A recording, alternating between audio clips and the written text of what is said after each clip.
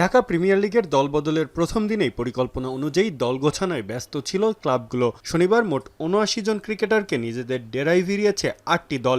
এবারের ডিপিএলে অংশ নিচ্ছে মোট ১২টি দল।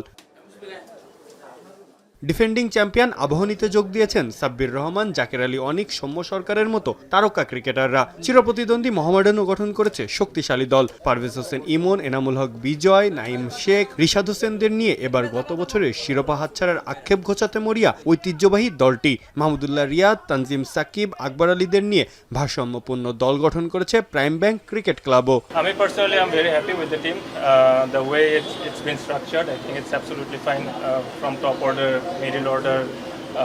If I say top order এ তামিম আছে, আজিজুল হাকিম তামিম আছে, দীপু আছে, মিডল অর্ডারে আমি আছি, পাটোয়ারি আছে এবং আরও ইয়াং কয়েকটা প্লেয়ার আছে এবং at the same time pace bowling ডিপার্টমেন্টও ভালো, স্পিন ডিপার্টমেন্টও ভালো। আলিস আছে, রাফসান আছে, Tanzim Sakib is there, Enamul is there. So a lot of good young and experienced both mixture. এদিকে ঘরোয়া ক্রিকেটের রান মেশিন খ্যাত এনামুল হক বিজয় মোহামেডানের ডেরায় ভিড়ে উচ্ছ্বসিত। বিপিএল এর আগের আসরের বকেয়া বেতনের প্রসঙ্গ তুলে ধরেন তিনি। বিপিএল এর পরের থেকে আমরা 3 জন প্রেসিডেন্টকে দেখতে পেরেছি। সো এখন এটা তামিম ভাইয়ের হাতে আছে। আমার যতটুকু লাস্ট প্রেসিডেন্টের সাথে কথা হয়েছিল বা তাদের বোর্ডের সাথে কথা হয়েছিল যে পেমেন্টটা অলমোস্ট দেয়ার এবং খুবই তাড়াতাড়ি এটা আমি পেয়ে যাব।